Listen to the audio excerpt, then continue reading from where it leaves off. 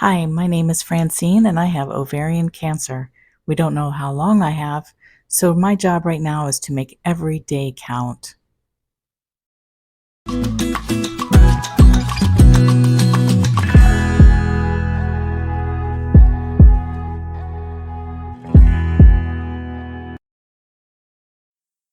Hi, everybody. I hope you're doing good.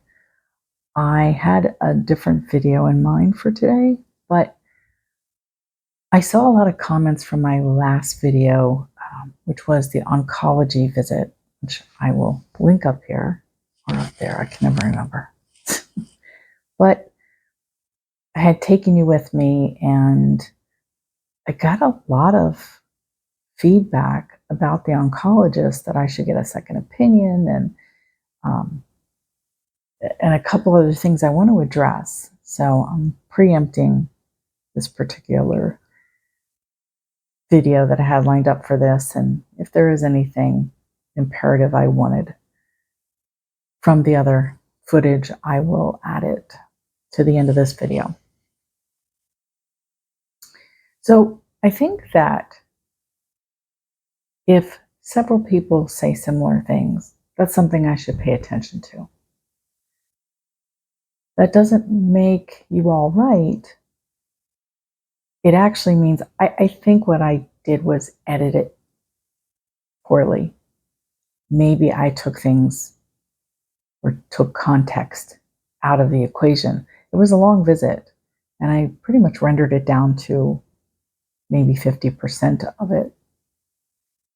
But let me address a couple of things. First of all, getting a second opinion. We're way past that. I'm in the terminal diagnosis now. I've done all of that. This is like 2 years now going, and I'm not interested in going to MD Anderson. I'm not interested in ivermectin. I mean, I do appreciate that you all care about me. My gosh, I love my fans. I love my stans. I mean, there are people that have attacked me for one reason or another because it just happens. And I love seeing people come to my rescue. That was very cool. But I also don't want to cause a lot of drama and conflict. I actually left the oncologist I had before for this doctor. She's very good. She's very educated. But we're at a stage in our relationship where she gives me options. She doesn't push. And as Chris mentioned, that's not easy for a doctor. I have refused a couple of things. That's not easy for a doctor because their job is to keep pushing. Their job is to push treatment plans but I don't need a football coach at this point. And she's great because she's respectful of what I want. So I think because of the way she presents things, maybe that was misunderstood. But as far as opinions, no, I've done it all. I've researched it all. I guess what I'm saying is the goal of my visits to the oncology is not about finding a plan, finding a new treatment. It's about tracking the cancer because that's right now the dilemma. So she can't give definitive answers. It doesn't mean that she's not good at what she does. But my cancer is so rare that it behaves differently than most of the cancers that she deals with. And that's not going to be any different from other doctors. You know, when I had this over 20 years ago, I was the first patient for most of those doctors. That was a little scary. Now we know a lot more, and I have done a lot of research. Some people felt she was a little wishy-washy. Well, yeah, I don't think so at all. She's the one who brought up a new drug that was federally approved. There was a combination of drugs that was approved for my particular cancer. And I told her, I read about that. And that's because she knows I do my research. And I did read about it. She also added that what we can do is test the tissue that we already have in the lab. So I don't need another biopsy. We'll test that tissue, and then we can determine whether you're actually eligible for that drug or not. Okay, I'm not saying I'm going to take it, but she is proactive. And she does present all the options, but most of the treatment options, and this one will be too, is just to prolong my life. There's no cure.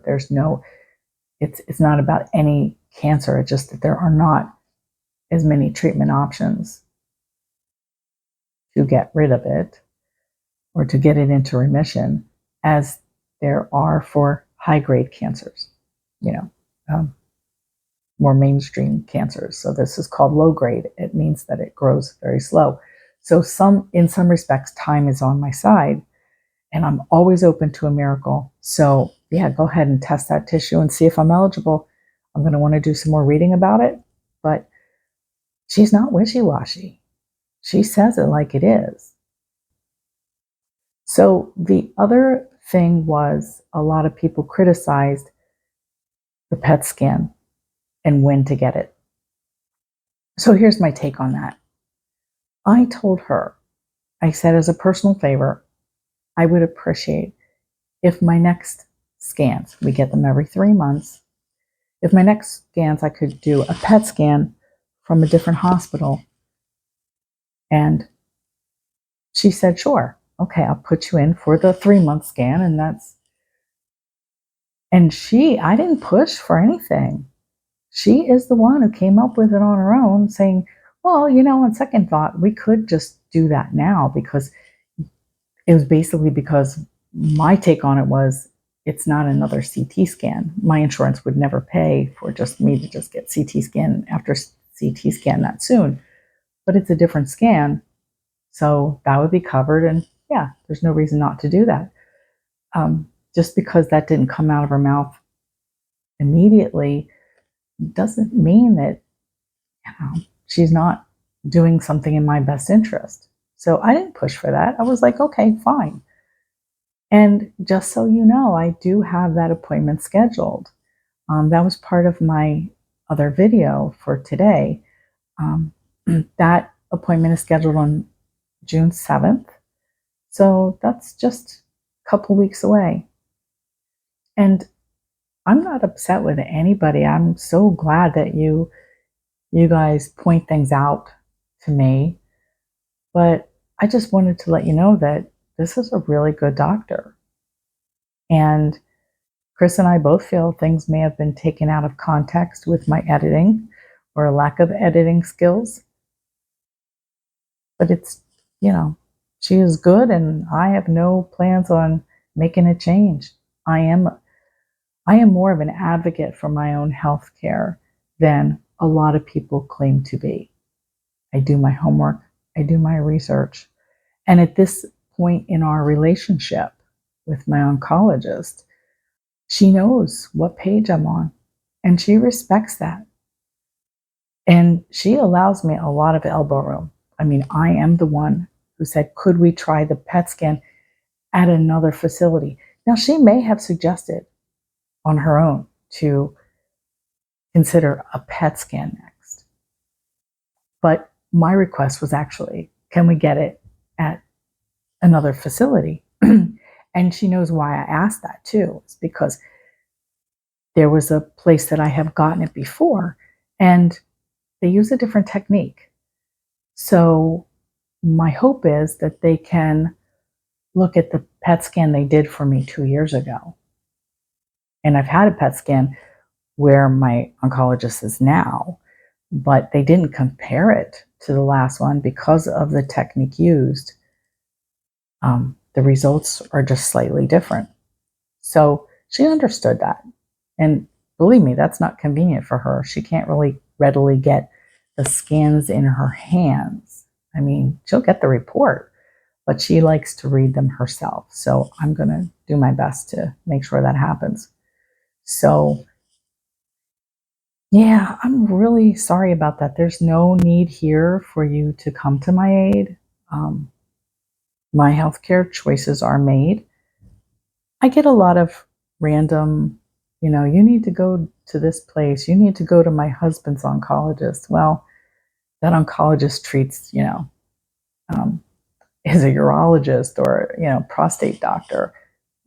She is a specialty in gynecological cancers, and she's doing a good job. And I promise you that if I didn't feel that, now I've already dismissed other oncologists. So, what I'm asking you to do is to have faith that I just wouldn't roll over for somebody else's opinions. And I do want to add that not only am I blessed to have an oncology team here where I live that is very good and reputable, but I have a second oncology team in Vermont. I have to maintain appointments with them as well.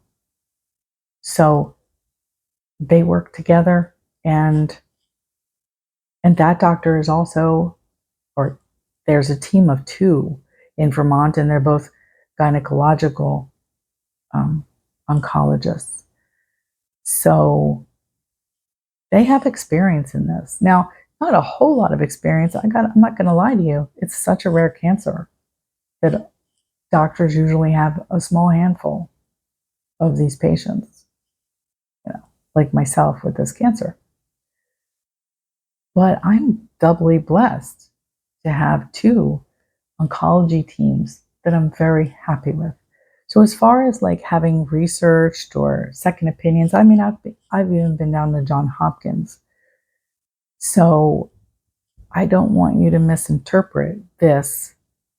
If you are new to my channel and you're coming in at this moment, yeah, it probably seems like I'm just starting out on the journey. I'm not. I'm not. It took 2 years to get this hair back, you know.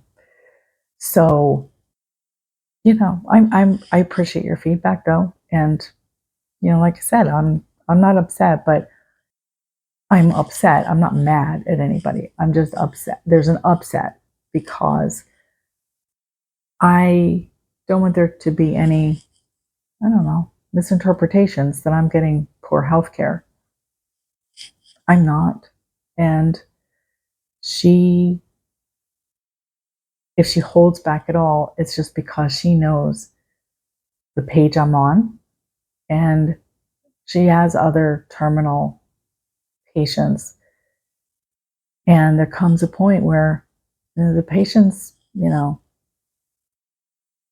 their wishes just, they're respected. I'm sure that's not easy for her. My oncologist in Vermont had said to me once that, listen, we understand what we ask our patients to do, even when they're terminal. I mean, sometimes those treatments are harder than the cancer. Well, I've chosen to keep my hair, and I've chosen um, I've chosen to not have treatments. I just want to track it. I want to see how fast it's growing. I want imaging to pick up what's actually there. And that's really my only goal right now. But I'm open to miracles. I'm open to something new on the market. Now, these two drugs that she mentioned, I'll talk about at another time, but they're related to the drug she had to take me off because of side effects. So I don't know. Maybe I would consider trying it, but I need to know results from other people. I need to see the trials online. It's not in clinical trial. I think both of the medications that are in combination now, I think that they have probably been around for a while. And I want to confirm that too. As far as where we go from here, I don't know yet. I just know my immediate goal is to see something on an image. And that's not her fault. She can't give me definitive answers because she doesn't have them either. She can just suggest or I can suggest what we're going to do next. And there might come a time when, if and when that PET scan that I'm going to get next in a couple weeks, there might come a time when it just isn't going to show up, and maybe I will take a break. I know a lot of you wouldn't go this far. I've heard people tell me that, they would just stop all kinds of tests and just go by how they feel, get tests later. That's another option, but that's not where I'm at the moment. So I will continue seeing her every 3 months, and then maybe more often if and when, well, I guess at some point something will show up. Yeah, talking about the way she described it as grains of salt. That's a lot of tumors, but they're so tiny. They're just not in a convenient little ball. And, is that disappointing? I don't know. I'm a Taurus. I need to know these things. But I really like her. Chris really likes her. And I guess I wanted you to really like her. And if you don't, that's fine. But I think there was a misunderstanding. And that's what I really want to clear up. So I did find a little bit of footage that I can present here at the tail end of this video that was part of the original, just simply because we have a little extra time. And so here we go. Love you all.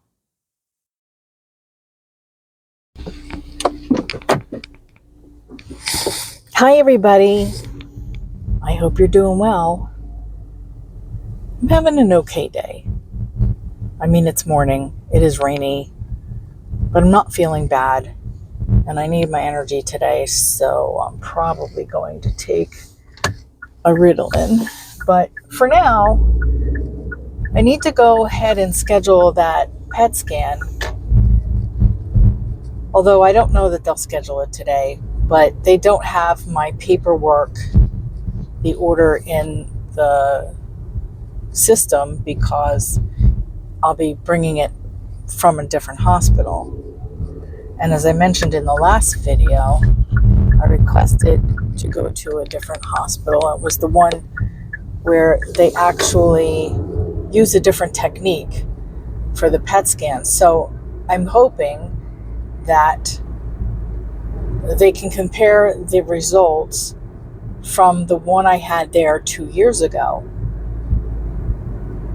But I doubt I'll be able to schedule it today. I just need to get the paperwork in for them. And the reason I doubt that is because they're probably going to require a pre-authorization from the insurance. Even though my insurance does not require it, but the hospital probably does. So let's see how that works. Maybe I can just keep you in my purse for the process. If there's a clusterfuck, I need a witness. Things have been a little crazy. Like yesterday, all those balloons went up in the air.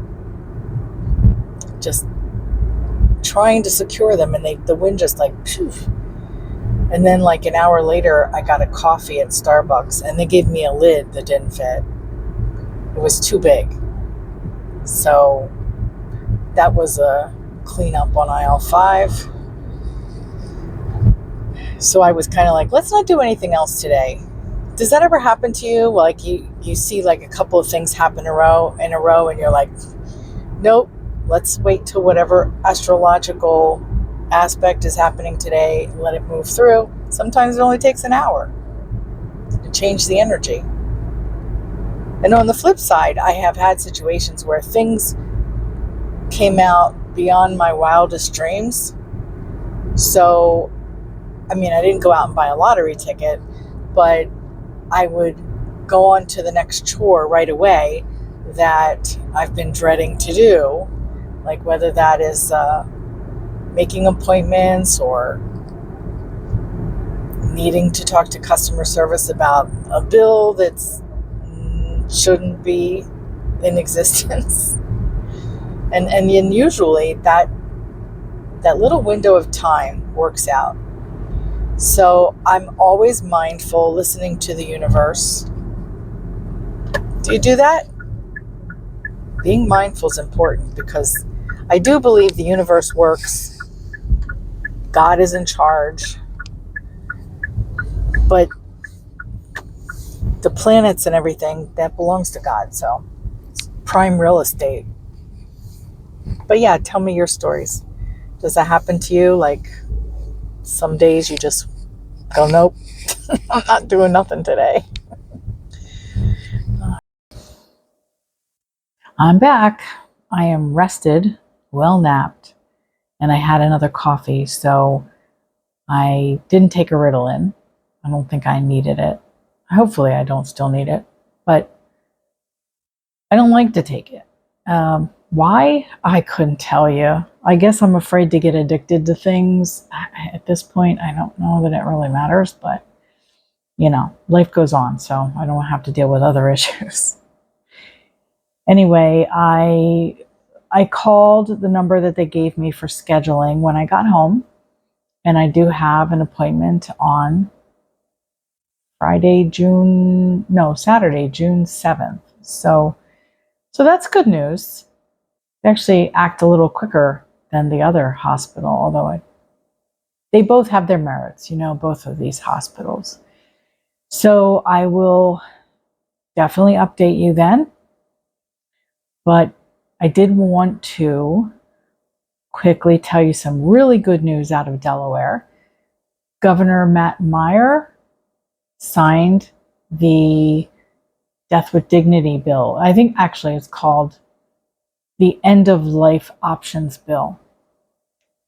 And this is really great. So they join the other 11 states and jurisdictions.